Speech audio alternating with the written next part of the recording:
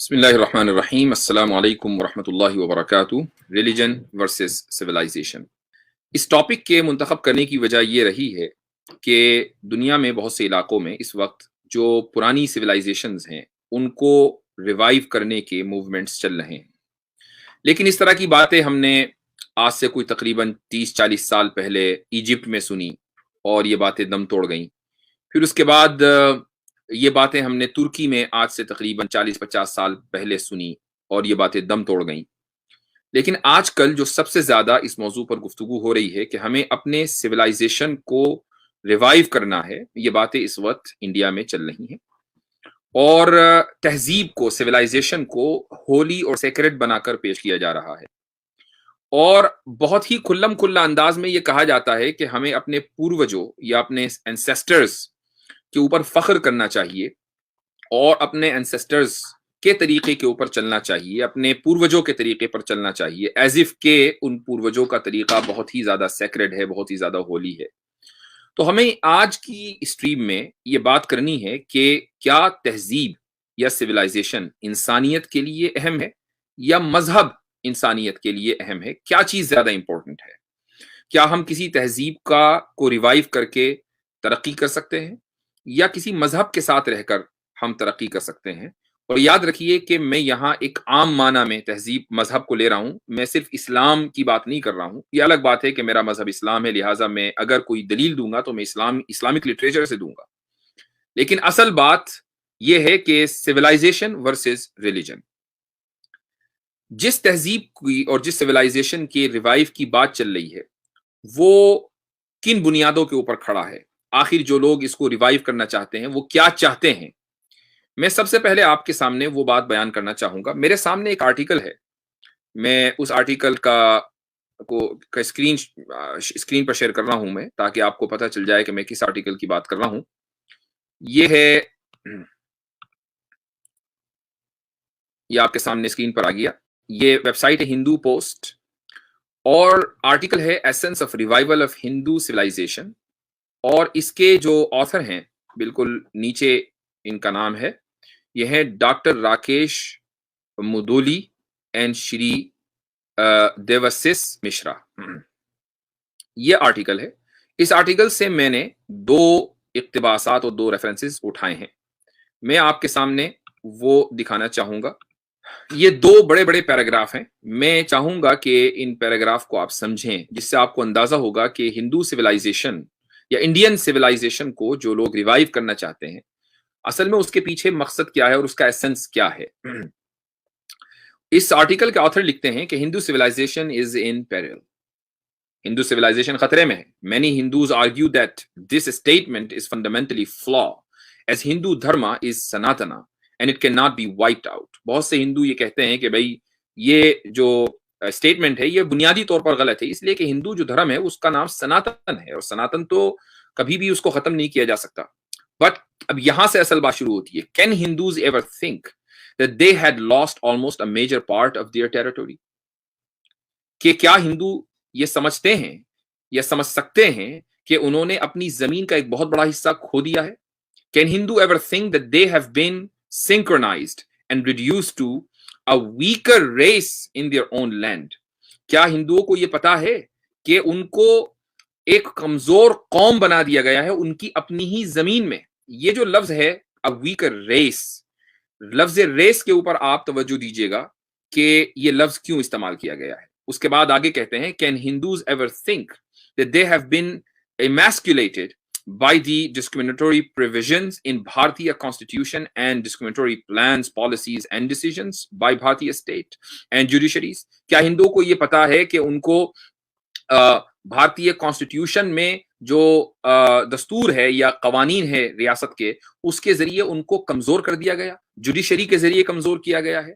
Can Hindus ever think to express their decent over this discrimination? क्या हिंदू कभी इस discrimination के खिलाफ खड़े हो सकते हैं? Can Hindus ever think the essence of reviving their civilization is the only remedy in order to make their nation truly great? क्या उनको पता है कि सिविलाइजेशन को रिवाइव करना ही इस नेशन को अजीम बनाने का तन्हा रास्ता है? ये इसमें जो हमें सबसे अहम लफ्ज लगा है وہ ہے a weaker race. کہ ہندو یہ سمجھتے ہیں کہ ان کی سویلائزیشن کو ختم کر کے ہندوؤں کو ایک کمزور ریس اور نسل بنا دیا گیا ہے، لیکن اگر ہم اپنی سویلائزیشن کو دوبارہ واپس لے کر آ جائیں گے تو ہم ایک طاقتور ریس اور ایک طاقتور نسل بن سکتے ہیں.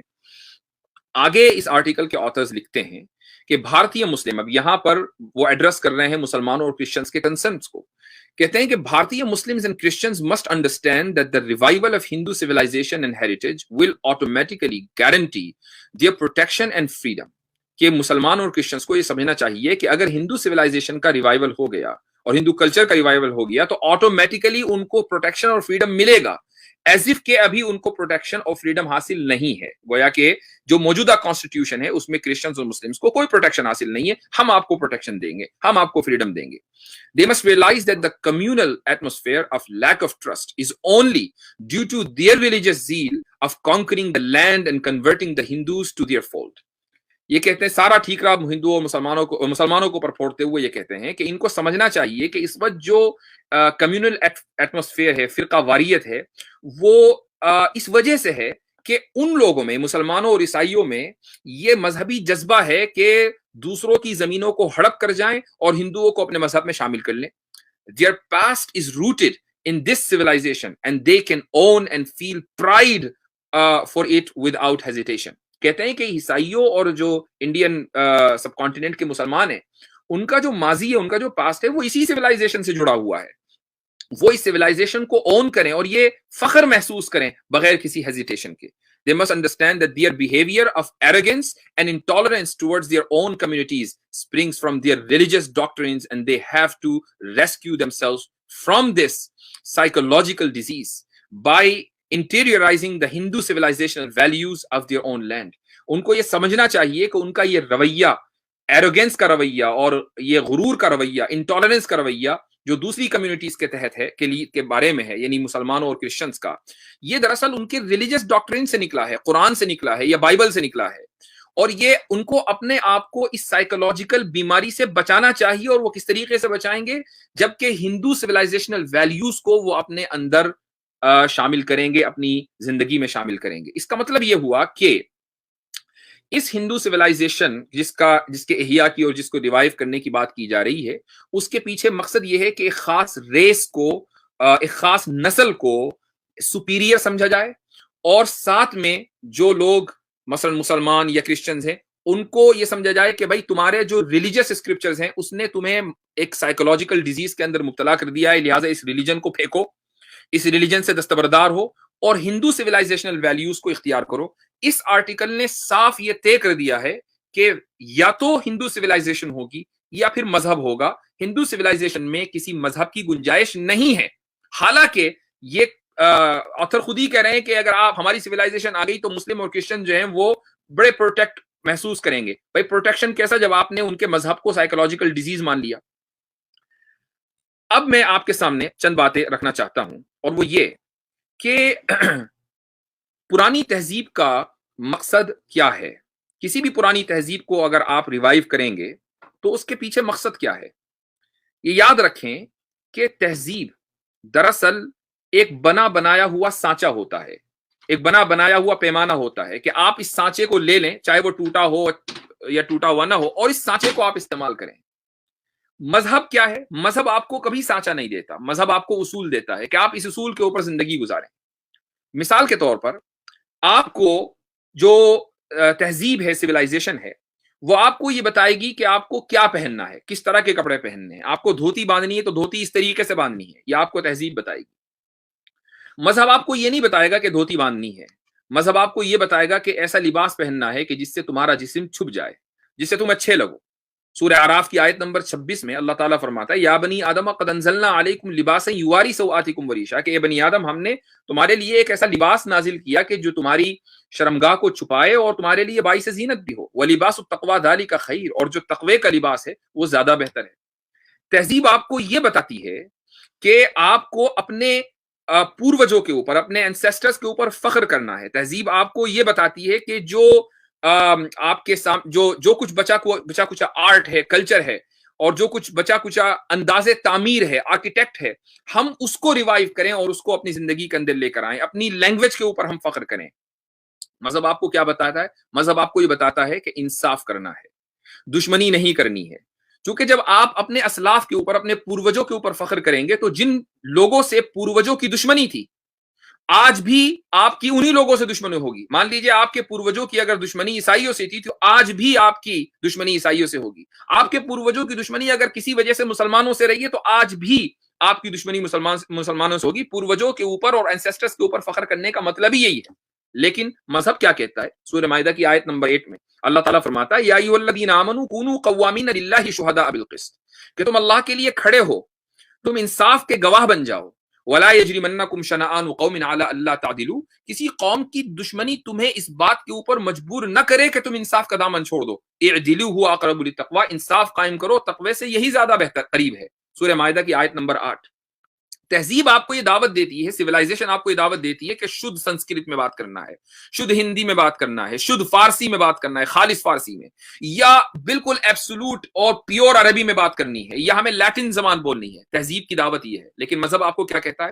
مذہب آپ کو یہ کہتا ہے زبان کوئی بھی بولو، لیٹن بولو، ہندی بولو، سنسکرت بولو، اردو بولو، انگلش بولو، عربی بولو، کوئی بھی زبان بولو، ساری زبانیں برابر ہیں.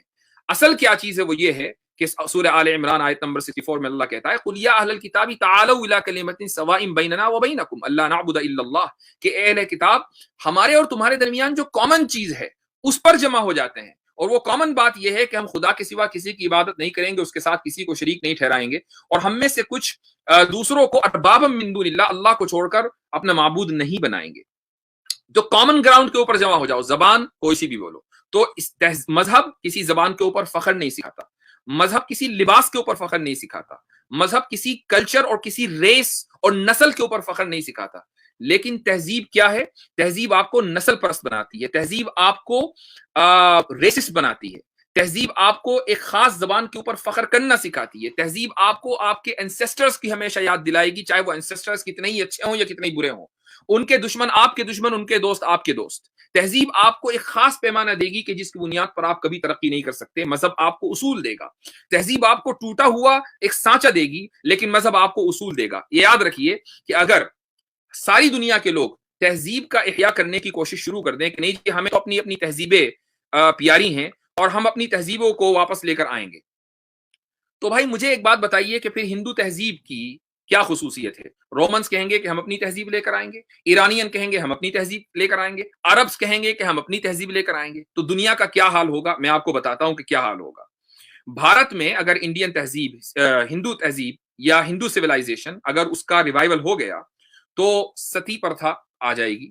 جو ایک طبقاتی نظام ہے، الگ الگ جو ورن ہیں یا الگ الگ جو ذاتیں ہیں، وہ دوبارہ جو ابھی بھی ہیں انڈیا کے اندر وہ دوبارہ واپس آ جائیں گی. ویدوں کے سننے کے اوپر سزا کا قانون آ جائے گا. چھوت چھات کا ماحول شروع ہو جائے گا جو آج بھی ہے کہ ایک بچہ اگر کسی کنویں سے پانی پی لیتا ہے تو اس کو مار مار کر اس کو جو ہے ہلاک کر دیا جاتا ہے. یہ ساری چیزیں واپس آئیں گی. ایک تہذیب کا جب احیاء ہوگا، تہذیب کا اگر ریوائول ہوگا تو اگر اس کی اچھائیاں آئیں گی تو اس کی برائیاں بھی آئیں گی. آپ کو یہ اختیار نہیں ہوگا کہ نہیں ہم صرف اچھائی لیں گے اور برائی کو ختم کر دیں گے، چونکہ ہو سکتا ہے کہ جس چیز کو آپ برائی سمجھ رہے ہو سامنے والا اس کو اچھائی سمجھ رہا ہو. اسی طریقے سے اگر رومن تہذیب کا احیاء ہو گیا اور اس کا ریوائول ہو گیا تو کیا ہوگا؟ غلاموں کے اوپر تیل چھڑک کر آگ لگائی جائے گی. انسانوں کی آپس میں جو لڑائیاں ہوں گی، ریسلنگز ہوں گی، مرتے دم تک ان کو دیکھنے کے لیے پورا اسٹیڈیم جمع ہوگا اور ایک ریسلر کے مرنے کے اوپر سب لوگ تالیاں بجائیں گے، جشن کا ماحول ہوگا. اسی طریقے سے اگر ایرانین تہذیب کا احیاء اور ریوائول ہو گیا تو کیا ہوگا؟ لوگ اپنی بہنوں سے، حقیقی بہنوں سے نکاح کریں گے، شادیاں کریں گے. اور اگر عرب سویلائزیشن کا احیاء ہو گیا تو کیا ہوگا کہ بچیوں کو پیدا ہوتے ہی زندہ درگور کر دیا جائے گا، زمین میں دفنا دیا جائے گا، زمین میں گاڑ دیا جائے گا، اور چھوٹی چھوٹی باتوں کے اوپر 40 سال تک کے جنگیں چلا کریں گی. اگر پرانی تہذیبیں احیاء ہوں گی تو صرف انڈین سویلائزیشن کا احیاء اور ریوائول نہیں ہوگا، پھر عرب کا بھی ہوگا، رومن کا بھی ہوگا، ٹرکش کا بھی ہوگا، ایرانین کا بھی ہوگا. ہر قوم کو یہ اختیار ہوگا، اور جب ایک سویلائزیشن واپس آئے گی تو اپنی اچھائیوں اور برائیوں دونوں کو لے کر آئے گی. یہ یاد رکھیے کہ اگر ایک سویلائزیشن ختم ہوئی ہے اس کا مطلب یہ ہے کہ اس کے اندر برائیاں تھیں اس لیے وہ ختم ہوئی ہے. اگر اس کے اندر صرف اچھائیاں ہوتی تو وہ کبھی ختم نہ ہوتی. ہندو سویلائزیشن کو ریوائیو کرنے کی کوشش اس لیے کی جا رہی ہے کہ ہندو سویلائزیشن ختم ہوئی ہے. ختم ہوئی ہے تو اس کا مطلب یہ کہ اس کے اندر پرابلمز تھیں، اس کے اندر برائیاں تھیں، اگر اس میں صرف اور صرف اچھائی ہوتی تو کبھی بھی وہ ختم نہ ہوتی۔ تو ہمیشہ یاد رکھیں کہ تہذیب کی اگر دعوت آپ دے رہے ہیں، سویلائزیشن کی اگر دعوت آپ دے رہے ہیں، تو وہ دعوت اور وہ انویٹیشن غلط ہے۔ تہذیب کو ریوائیو کرنا یا اس کے اوپر فخر کرنا دراصل ریسزم ہے۔ آپ اگر مذہب کی دعوت دے رہے ہیں تو یہی ایک انسانی رویہ اور انسانی ایک نیچرل طریقہ ہے۔ لہٰذا ہندو مذہب کی دعوت دینا چاہیں دیں، کرسچنز کرسچینٹی کی دعوت دینا چاہیں دیں، مسلمانوں کو یہ اختیار ہونا چاہیے کہ وہ اسلام کی دعوت دیں۔ مقابلہ یہ ہونا چاہیے کہ کس مذہب کی دعوت زیادہ بہتر ہے۔ تہذیب کا کوشچن کبھی آنا ہی نہیں چاہیے۔